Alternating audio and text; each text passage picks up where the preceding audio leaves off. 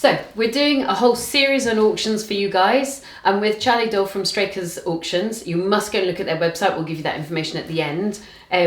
But here we're looking at having you understand the inside of an auction house, an auctioneer's work, so that you're not put off, you're not nervous. And for me, I love buying at auction. Auction for me is the best way to buy. It's my favourite way to buy, pre, during and post.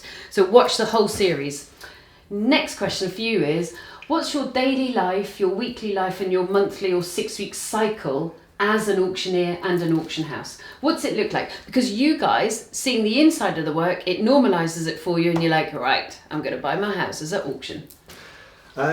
I think the biggest thing I found about, you talk about the cycle. Yes. So we hold 8 auctions a year. Yes. So whereas most people deal in 12 months of the year, my Yes. life revolves around 8 auctions. Yes. And whether that's my personal life, my work life, holidays, whatever it is, Yes. all Your revolves children, around your wife. this cycle of 8 auctions. And what this cycle is it's basically a 6-week cycle. Yeah. So we have 4 weeks of marketing. Yeah. So the property goes live, 4 weeks of marketing, have the auction. Yeah. Sort of a week afterwards of tidying up from the sale, Yeah. and then another week Yeah. of finalising things for the next catalogue to go to print. So there's always sort of auction, a week or so, deadline for the next one, and so on. So it's a continuous cycle. Yeah. It means you never really have 5 minutes to sit fast down, moving. adjust and see where you actually are. Yes. But it's great fun. The one good thing about being busy like that is, it just keeps you going, it keeps Yes. you going, it's enjoyment. Yeah. And he loves what he does. Absolutely. Yes. it's simple to say, but no, I do really, really enjoy it. But what does my life involve? Well, Yeah. on the night, obviously, I'm the auctioneer, so that's Yes. the simple. That's the bit that everybody gets to see. Yes. But actually, majority of my time is spent doing, it's doing the unseen stuff. Yes. It's sorting out a lot of it's sorting out problems, making sure that we can get the property ready to be in the room itself. Whether that is dealing with issues in the property, whether Yeah. that's also helping buyers to put themselves in a position to be able to buy. So that there's a lot of that behind the scenes, which only one person really sees, which is the person that's asked you the question. Yes. or dealt with. Then there's things like the valuation. Obviously, I go out, do the valuations, do the take-ons, sort out all that behind the scenes things, whether it's floor plans and the auction boards and the marketing. Yeah. So, there's myself, I've got a team of 2 with me at the moment as well. Yeah. So we're doing that on a six weekly cycle, Yes. of getting everything ready so we can have the property in its best light in the catalogue and its best light on the night, Yeah. so we can get the best price basically for our clients. Got you. What kind of problems come up? Problems with regards to the property that can come up, hopefully, ideally, if I've done my job right, they Yes. don't make it into the catalogue in the first place. Yes, but for you, what are you crunching away at, like problem-wise, in order that the people that go to auction have a relatively smooth buying experience? So from the property point of view, quite often the problems can end up being things like ownership. Yeah. So we get told such and such owns it and Yes. all this, which is fine, and you take it at face value, and they sort of do, but then it turns out there's a charge that's too much on it, or a charge that needs sorting that they can't take off. Gotcha. That crops up quite a lot. Yeah. There's other things where along the course of the auction you can find problems with the property that come out from the purchasers looking at it, whether it's them looking at it and there's maybe some structural issues which have been missed, and they've got a surveyor out or a builder out and they've highlighted that, which can then cause a problem. We've got to deal with that. You can't just ignore it. Yeah. So what's the ruling around that? If there is a structural problem on an auction property, what do you have to do? What do you do in your catalogue? So we aren't surveyors. So at the start of the process, we'll go out and value property, not a surveyor. We value it as how we see it. If we see something that's very obvious, obviously we'll highlight it. Yes.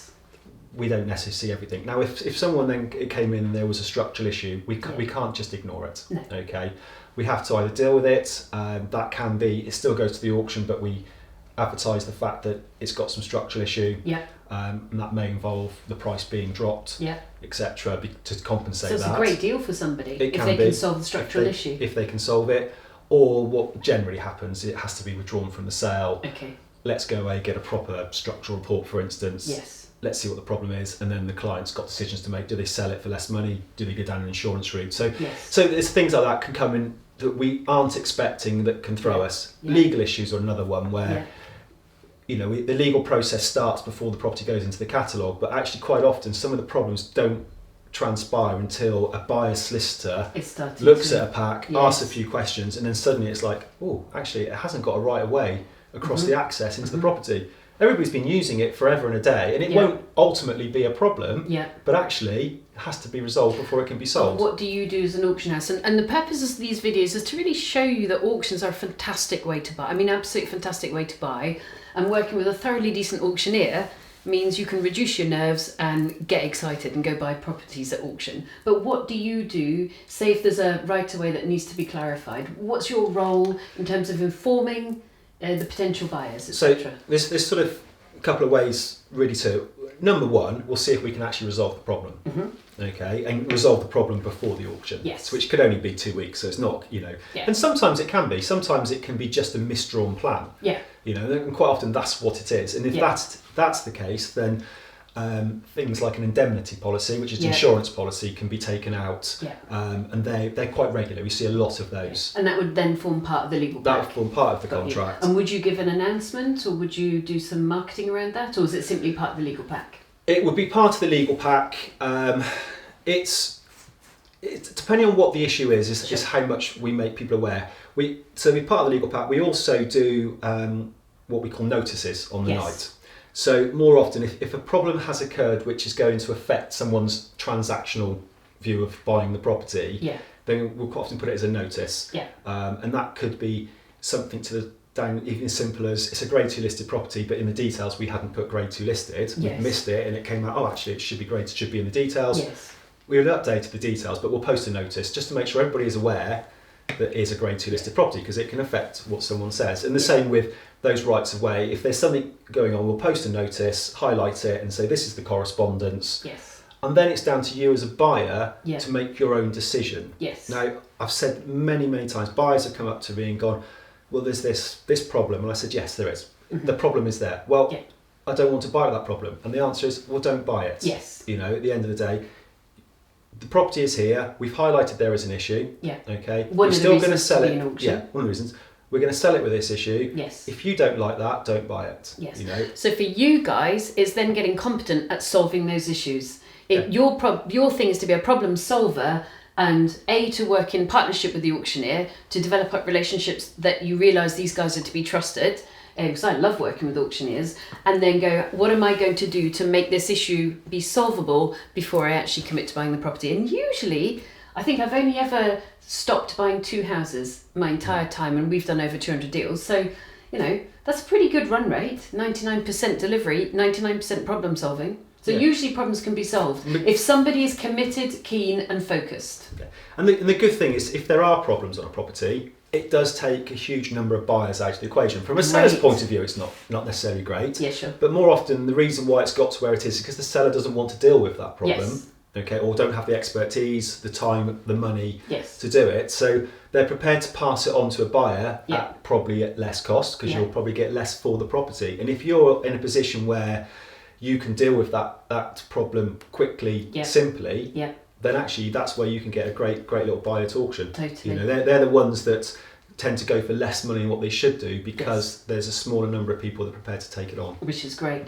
So out of your 6-week cycle, what's your favourite thing? And I'm also going to ask you what's your least favourite thing within your work as an auctioneer and running an auction department I think with a fairly large Like- geographical area. I've got two favourite Okay. areas.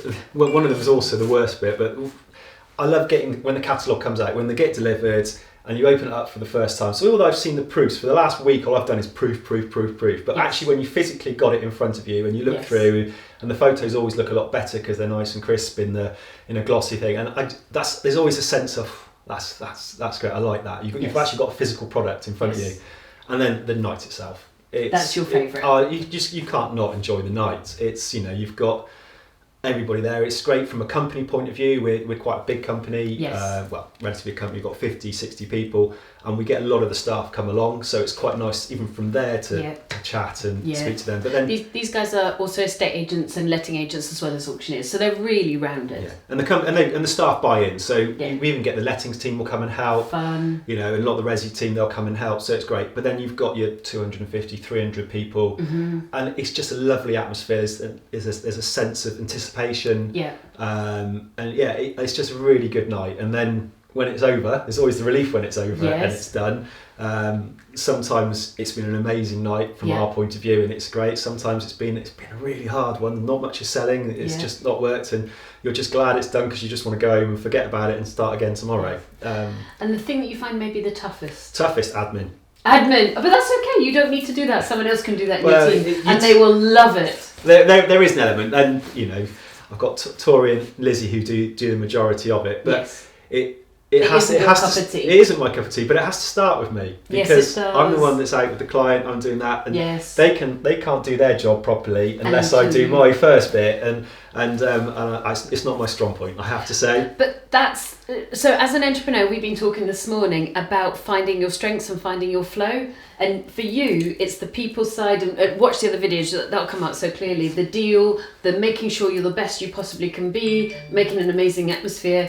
That's cool that admin isn't your cup of tea, as long as your team can deliver. They can. Yes. No, they're good. They're good, and they get it all done. I mean, we live our lives by checklists. Yes. We have checklists, and what I always say, as long as we tick every box, Yes. we will deliver a Brilliant property, auction. a product, and a good auction. Yes. So it very rarely goes wrong. Got but you. just sometimes I can complicate matters. Does that ring any bells?